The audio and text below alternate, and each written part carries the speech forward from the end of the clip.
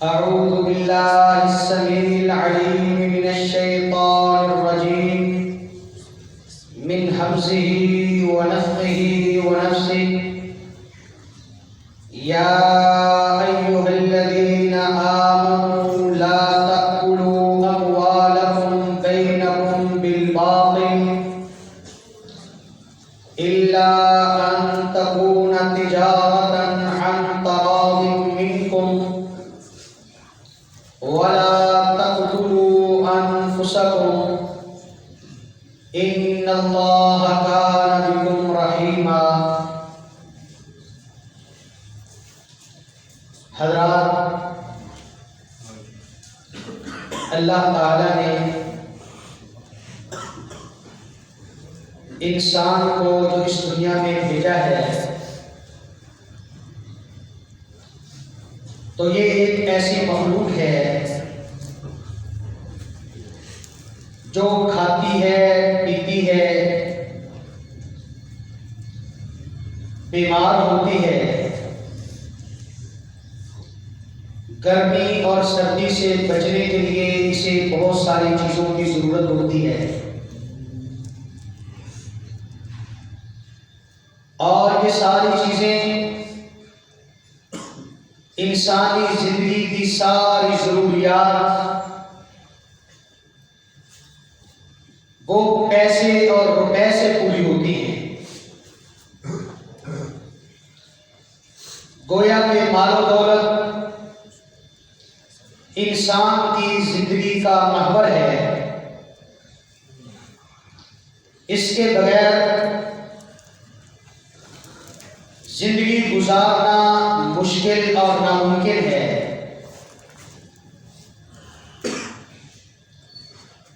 جب مال کی ہر شخص کو ضرورت ہے، ہر بندے کی ضروریات مال سے پوری ہوتی ہیں، تو پھر ضروری ہے کہ ایسا نظام ہونا چاہیے جس نظام سے اس معاشرے میں رہنے والے ہر انسان کی ضروریات پوری ہوتی ہوں، ہر شخص آسانی سے اتنا مال حاصل کر سکتا ہو کہ اپنی ضروریات پوری کر لے۔ اگر ایسا نظام ہو کہ ہر انسان کی ضرورتیں پوری ہوتی ہوں اور کوئی شخص بھی دنیا کے وسائل پر، معاشرے کے وسائل پر قبضہ کر کے عام عوام کو، عام لوگوں کو ان کی ضروریات اور ان کے حصے کے مال سے محروم نہ کر سکے،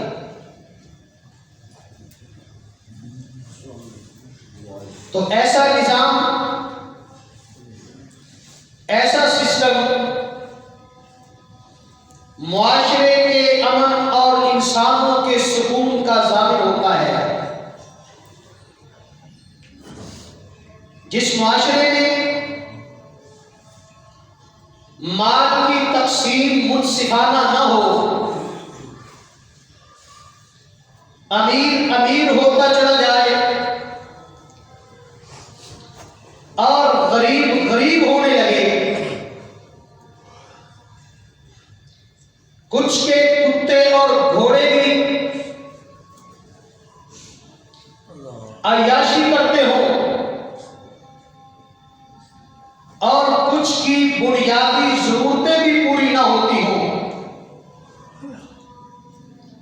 تو ایسا معاشرہ کہلانے کا حقدار نہیں، اور ایسے معاشرے میں کبھی امن اور سکون نہیں آیا کرتا۔ ایسی قومیں کبھی دیر تک دنیا پر قائم نہیں رہا کرتی۔ معاشرے کے امن کے لیے پولیس اور فوج کی ضرورت نہیں ہوتی، معاشرے کے اطمینان کے لیے اور پرسکون زندگی کے لیے اصل میں دولت کی منصفانہ تقسیم کی ضرورت ہوتی ہے۔ حضرت محمد رسول اللہ صلی اللہ علیہ وسلم کے دور میں کوئی پولیس نہیں تھی، خفیہ ایجنسیاں نہیں تھی، لیکن امن ایسا مثالی تھا کہ دنیا کا کوئی معاشرہ اور کوئی نظام اس کی مثال نہیں بن سکتا۔ اور آج سب کچھ موجود ہے، قانون کی کتابیں بھی ہیں، عدالتیں بھی ہیں، کوئی 36 قسم کی ایجنسیز ہیں، پولیس کا ایک جم غفیر ہے۔ اس کے باوجود معاشرے میں کہیں امن اور سکون نظر نہیں آتا۔ اس کی ایک ہی وجہ ہے کہ ہمارے معاشرے میں دولت کی منصفانہ تقسیم نہیں ہو رہی، اور جس قوم میں منصفانہ تقسیم نہ ہو وہ قومیں زیادہ دیر تک زندہ نہیں رہا کرتی۔ ہمارے سامنے روس کی مثال موجود ہے۔ روس اپنے دور میں دنیا کی سب سے بڑی سپر پاور تھا، طاقتور قوم تھی۔ دنیا کے نقشے پر نظر ڈالیں، ایک تہائی نقشے پر صرف روس پھیلا ہوا ہے، لیکن جب وہاں کی حکومت نے عوام کے وسائل پر قبضہ کر لیا، سارے وسائل حکومت کے قبضے میں چلے گئے، عوام ان سے محروم ہو گئی، تو روس اپنی طاقت کے باوجود، اپنے عظیم الشان ہتھیاروں کے باوجود، سب سے بڑی فوج رکھنے کے باوجود، اسلحہ کے انباروں کے باوجود، اپنے آپ کو ٹوٹنے سے نہیں بچا سکا۔ اس لیے کہ اس کے معاشرے میں مال کی منصفانہ تقسیم نہ تھی، اور اسلام وہ دین ہے جو مال کی اہمیت کو سمجھتا ہے اور اسے تحفظ بھی دیتا ہے، اس پر بڑے لوگوں کو قابض بھی نہیں ہونے دیتا۔ اسی لیے اسلام کے معاشرے میں کوئی غریب نہیں ہوتا، اور اسی وجہ سے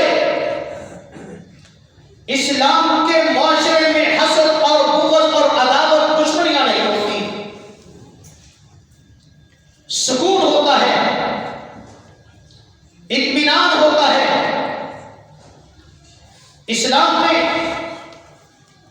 مال کے حوالے سے بہت تفصیلی احکام دیے ہیں۔ اللہ تعالیٰ نے قرآن مجید میں فرمایا، یا ایھا الذین آمنوا لا تأکلوا اموالکم بینکم بالباطل، اے ایمان والو، اپنے مال آپس میں باطل اور حرام طریقے سے نہ کھاؤ۔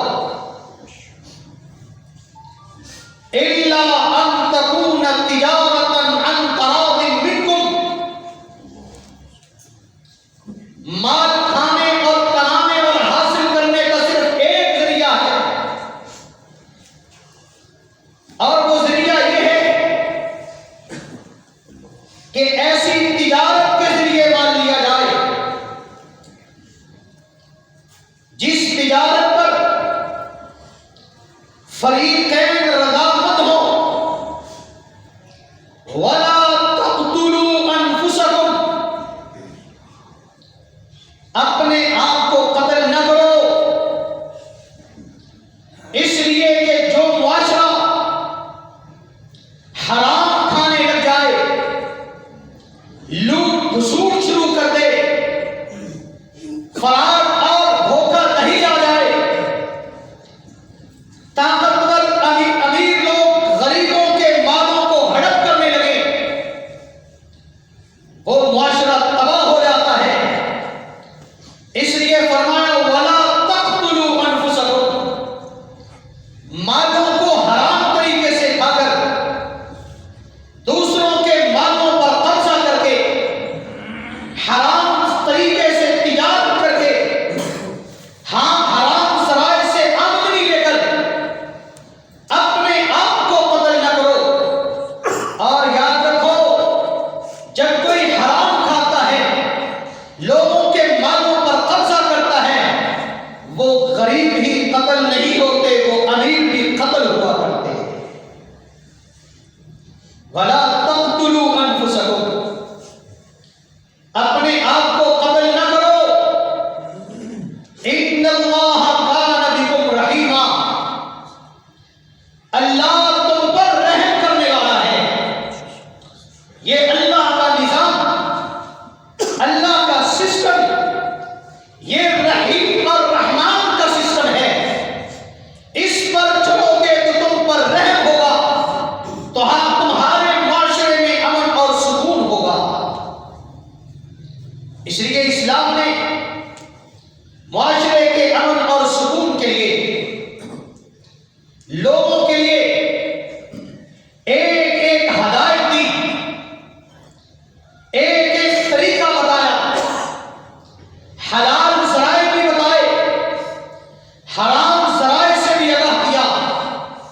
اس لیے اسلام کے معاشرے میں کوئی شخص مال سے محروم نہیں رہتا، حتیٰ کہ وہ بندہ جو بالکل اپاہج ہے، جس کا کہیں ہاتھ نہیں پڑتا، اسلام امیروں کو کہتا ہے یہ بندہ کمانے کے قابل نہیں، تمہارا فرض یہ ہے کہ اس کا مال، اس کا حق اس کے گھر میں پہنچا کر.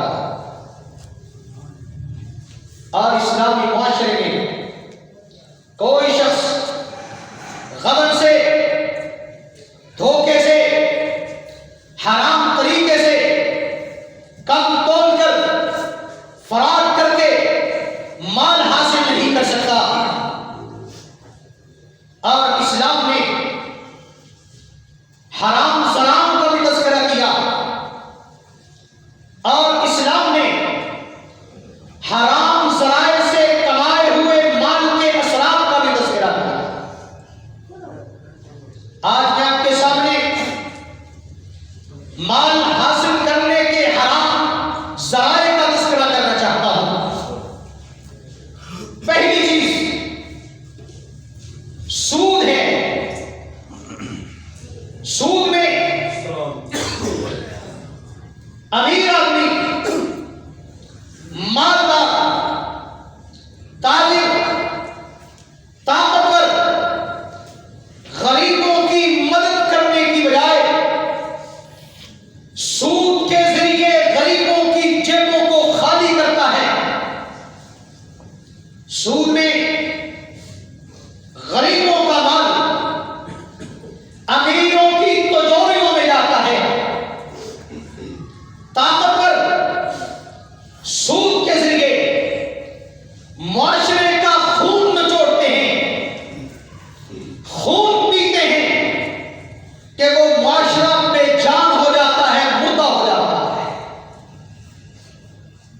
اللہ تعالیٰ نے قرآن مجید میں فرمایا احل اللہ البیع وحرم الربا، اللہ نے تجارت کو حلال کیا ہے اور سود کو حرام قرار دیا ہے. مسلمانوں کے لیے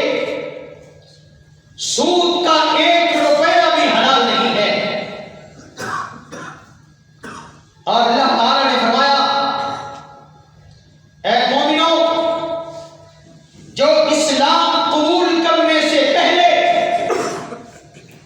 تم نے سودی معاہدے کر رکھے ہیں، آج کے بعد وہ پہلے کیے ہوئے معاہدے بھی ختم ہو جائیں، ان معاہدوں پر بھی تمہیں سود لینے کی اجازت نہیں ہے۔ اور اللہ تعالیٰ نے قرآن مجید میں فرمایا کہ سود خور لا یقومون الا کما یقوم الذی یتخبطہ الشیطان من المس، سود خور کبھی کھڑا نہیں ہو سکتا، وہ ہمیشہ اس طرح کھڑا ہوتا ہے جس طرح کسی بندے پر شیطان نے حملہ کر دیا ہو اور اس کو پاگل اور دیوانہ بنا دیا۔ دوسرے لفظوں میں یہ سمجھو کہ سود خور وہ ہے جس کو شیطان نے بوڑھے کتے کی طرح بنا دیا، وہ ہر ایک کو کاٹتا ہے، وہ مالک کو بھی نہیں چھوڑتا، وہ کسی کی پرواہ نہیں کرتا، اور وہ کبھی کسی کے خون سے اس کا پیٹ بھی نہیں کرتا۔ فرمایا مومنو، تمہارے لیے سود لینا حرام۔ اور نبی صلی اللہ علیہ وسلم نے فرمایا سود کا ایک درہم اس طرح ہے، آج ہم زنا والوں کو تو بڑا برا سمجھتے ہیں، لیکن سود خور چونکہ بڑے ہوتے ہیں، وہ سود خوری کے باوجود بھی میاں صاحب اور چودھری صاحب رہتا ہے۔ فرمایا جانتے ہو سود کیا ہے؟ نبی صلی اللہ علیہ وسلم نے فرمایا سود کا ایک درہم 36 بار زنا کرنے سے زیادہ کرتا ہے، زیادہ کرتا ہے۔ اور ایک روایت میں غالباً یہ بھی ہے سود لینا ایسے ہے جیسے کوئی بندہ اپنی ماں سے زنا کرتا ہے۔ اور فرمایا کہ سود خور کبھی کامیاب نہیں ہوتا، اللہ سے جنگ پورے قرآن میں صرف سود خور سے اللہ نے جنگ کرنے کا اعلان کیا، اور ہم نے دیکھا وہ لوگ جو ارب پتی ہیں، انہوں نے جب سودی کام کیا اللہ نے اوپر سے نیچے گرا دیا، جو معزز تھے انہیں ذلیل کر دیا، جو محترم تھے ان کو آپ نے مجرموں کے کٹہرے میں کھڑے ہوئے دیکھا۔ اتنا بھی کبھی اللہ نے کسی کو ذلیل کیا ہے جتنا اس بندے کو کیا جس نے باقاعدہ اپنے ہی آئین کے خلاف، اپنے ہی نظام کے خلاف، اپنی عدالتوں کے فیصلے کے خلاف لا کہتا ہے کہ سود حرام ہے، پاکستان کے قانون میں سود لینا جرم ہے،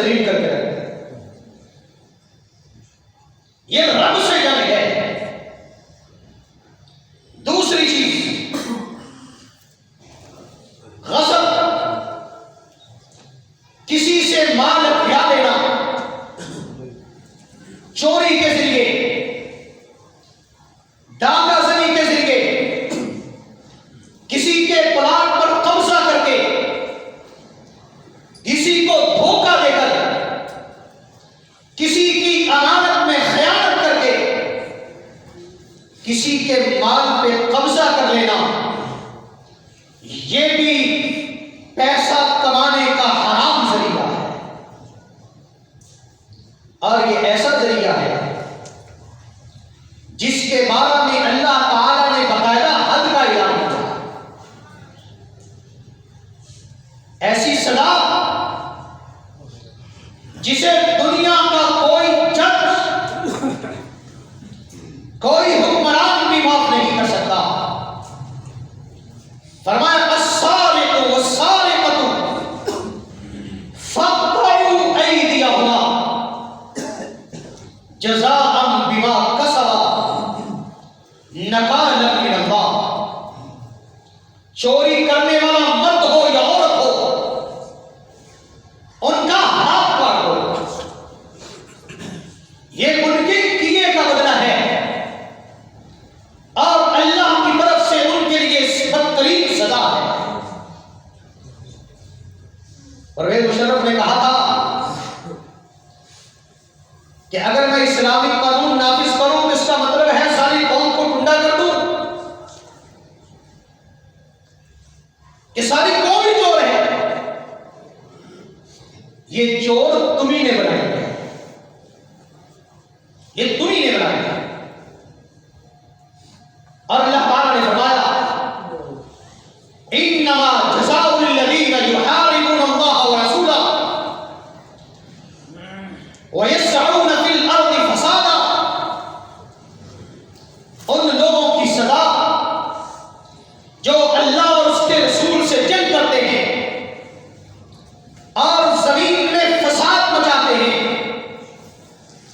لوگوں کے مالوں کو ہڑپ کرتے ہیں، مکانوں پر قبضہ کرتے ہیں، ڈاکہ زنی کرتے ہیں، لوٹ مار کرتے ہیں، یہ اصل میں زمین میں فساد مچاتے ہیں۔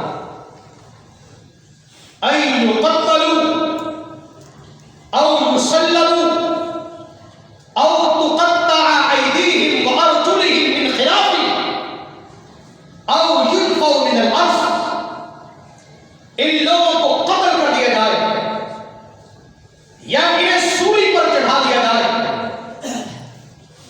یا انہیں ان کے ہاتھ اور پاؤں مخالف سمت سے کاٹ دیے جائے،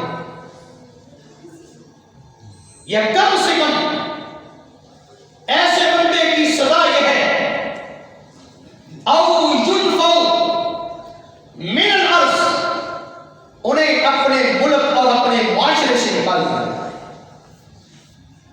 مسلمانوں کے معاشرے میں ایسے بندے کے لیے کوئی جگہ نہیں ہے جو مسلمانوں کے مال ہڑپ کرتا ہو، ان پر قبضہ جماتا ہو، اپنی طاقت کی بنیاد پر، اپنے علم و ہنر کی بنیاد پر، اپنی کرسی اور عہدے کی بنیاد پر، ایسے بندے کو اس کا علاج پھانسی ہے، اسے سولی پر چڑھانا ہے، اس کے ہاتھ اور پاؤں کو مخالف سمت سے کاٹ کر چھوڑنا ہے، یا اتنا بھی نہیں کر سکتے تو اسے اپنے ملک سے نکال دیا۔ اور نبی صلی اللہ علیہ وسلم نے فرمایا کوئی شخص اگر ایک بلشت زمین، ایک بلشت زمین پر قبضہ کرتا ہے، قیامت کے دن ساتوں زمینوں کی اتنی جگہ، اتنا حصہ کاٹ کے اس کے گلے میں ڈال دیا اور وہ اسی کے وزن سے دھنستا چلا ہے اور ہمیشہ دھنستا رہے گا۔ ایک بڑی زمین۔ آج ہمارے معاشرے میں کیا ہوتا ہے؟ یہ بربادی ایسے تھوڑی آئی ہے۔ آج ہمارا معاشرہ تباہ و برباد ہو چلا ہے، ہر ایک اس میں موجود ہے، اس لیے کہ اکثریت کسی نہ کسی طریقے سے حرام کما رہی ہے۔ اسی طرح نبی صلی اللہ علیہ وسلم نے فرمایا من غش فلیس منا، جو قبضہ نہیں کرتا، اتنا طاقتور نہیں ہے، عام تاجر ہے، عام دکاندار ہے، لیکن دکانداری میں 2 نمبر نہیں کرتا، 2 نمبر چیز 1 نمبر بنا کے بیچتا، ملاوٹ کرتا ہے، فرمایا فلیس منا، اس کا ہم مسلمانوں سے کوئی تعلق نہیں، اس کا ایمان، وہ ایمان ہی کیا ہے جو اس کو دوسروں کے حق سے روکتا نہیں ہے، فلیس منا۔ اسی طرح قرآن مجید نے کہا فَإِنْ أَمِنَ بَعْضُكُمْ بَعْضًا فَلْيُؤَدِّ الَّذِي اؤْتُمِنَ أَمَانَتَهُ وَلْيَتَّقِ اللَّهَ رَبَّهُ۔ اگر کوئی شخص تمہارے پاس امانت رکھوا دے تو تم مومن ہو، تو مومن ہونے کے اعتبار سے تمہارا فرض یہ ہے اس امانت کو پوری دیانتداری سے اس تک پہنچا دو، وَلْيَتَّقِ اللَّهَ رَبَّهُ، اپنے رب سے ڈرتے رہو۔ اور نبی صلی اللہ علیہ وسلم نے فرمایا منافق کی 3 نشانیاں ہیں، ان میں سے ایک نشانی یہ ہے کہ اگر اس کے پاس امانت رکھی جائے تو اس میں بددیان نہیں کرتا، اور چوتھی چیز، تیسری چیز جوا ہے۔ جوے کو عربی زبان میں میسر کہتے ہیں۔ میسر کا معنی وہ مال جو بغیر محنت کے آسانی سے ہاتھ آتا ہے۔ اسلامی معاشرے میں مال حاصل کرنے کے 3 ذریعے ہوتے ہیں، کوئی صدقہ کر دے، کوئی اپنے پاس سے آپ کو خیرات دے دے، دوسرا مال باپ فوت ہو جائے تو اس کی وراثت اس کے بچوں کو، اس کے خاندان کو مل جاتا ہے۔ یہ دونوں چیزیں محبت کی بنیاد پر ہوتا ہے۔ اور تیسری چیز تجارت ہے، تجارت بھی ایسی عن تراض منکم جس میں دونوں فریق راضی ہوں، خوش دلی سے لے اور دے، محنت سے حاصل ہو۔ تجارت میں یہ ہوتا ہے کہ ہر بندے کی محنت بھی ہوتی ہے، کسی کا فائدہ بھی ہوتا ہے، کسی کی ضرورت پوری ہوتی ہے۔ جب اس کا فائدہ ہوتا ہے، ضرورت پوری ہوتی ہے، تو دلوں میں محبتیں جنم لیتی ہیں، دلوں میں پیار پیدا ہوتا ہے، الفتیں جنم لیتی ہیں۔ اور میسر، اس میں کوئی کسی کا فائدہ نہیں کرتا، کوئی کسی کے کام نہیں آتا، اس لیے کہ اس سے کسی کی ضرورتیں پوری نہیں ہوتی۔ اس وجہ سے جوئے سے محبت نہیں جنم لیتی، نفرت جنم لیتی، دشمنیاں بڑھتی ہیں۔ اللہ تعالی نے قرآن مجید میں فرمایا کہ شیطان جوئے کے ذریعے تمہارے درمیان دشمنیاں پیدا کرتا ہے، اس لیے جوئے سے لاتا ہے۔ اور افسوس کہ آج ہمارے معاشرے میں لاٹری کی صورت میں، بولی والی کمیٹی کی صورت میں جوا عام ہوتا جا رہا ہے۔ چھوٹی چھوٹی جگہوں پر، چھوٹی چھوٹی گیموں پر جوا قانونی شکل اختیار کر گیا ہے۔ آج کوئی جوے کو جوا سمجھتا ہی نہیں، جوے کو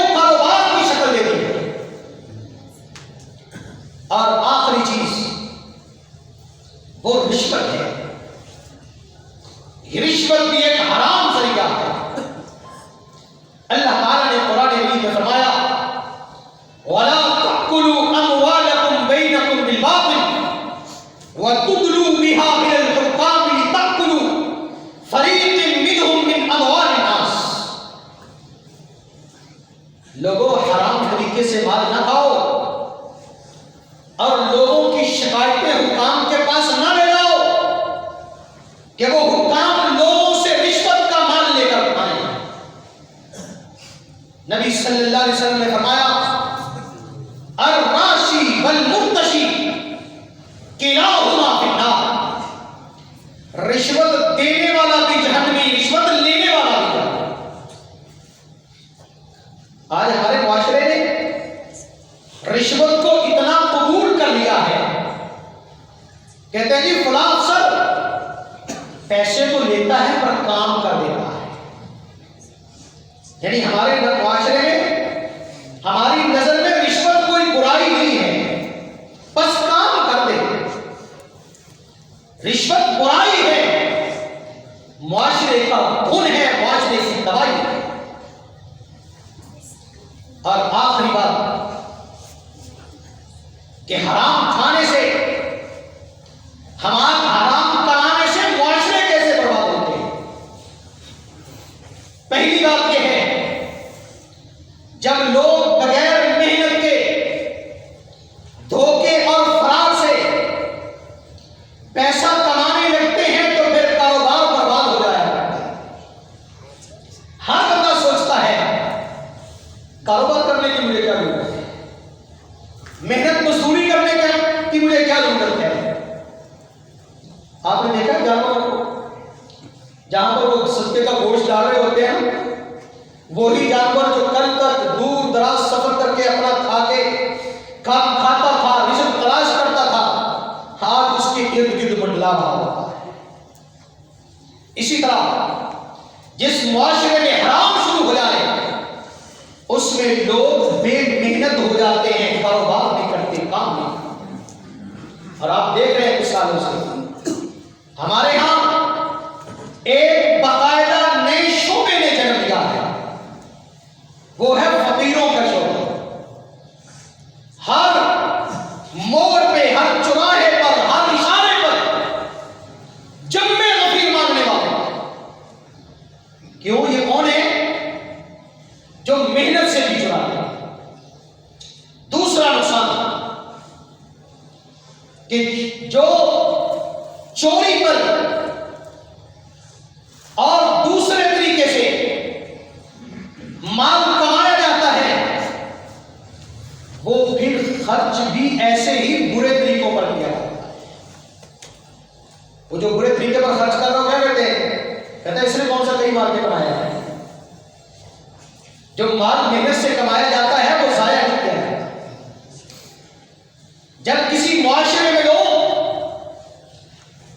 دو نمبر طریقے سے پیسہ کمائیں، اس معاشرے میں عیاشی، فحاشی اور بدماشی عام ہو جائے، ان میں اخلاق ختم ہو جاتا ہے۔ آپ کو پتا ہے آج پاکستان میں زنا عام ہو رہا ہے، اور زنا عام کرنے والے لوگ کون ہیں؟ واللہ غریب نہیں ہیں، امیر ہیں، پیسے والے ہیں، کہ ان کے اندر ہرس اور حوث پوری نہیں ہے۔ اور اسی طرح ایسی قوم سے روحانیت ختم ہو جاتی ہے۔ روحانیت کے لیے پہلی شرط ایمان ہے اور دوسری شرط رزق حلال ہے۔ اگر رزق حلال نہ ہو تو روحانیت نہیں ہو۔ اور ایسے لوگوں کی عبادت تو عبادت، دعا بھی قبول نہیں ہوتی۔ حالانکہ دعا تو شیطان کی بھی قبول ہوتی ہے، لیکن حرام کھانے والے کی دعا قبول نہیں ہوتی۔ اور اسی طرح ایسے لوگوں کا صدقہ و خیرات بھی قبول نہیں۔ آج ہمیں چاہیے اپنے معاملات کا جائزہ لیں، اپنے متعلقہ لوگوں کے معاملات کا جائزہ لیں۔ رزق حلال اپنے لیے لازم کر لیں،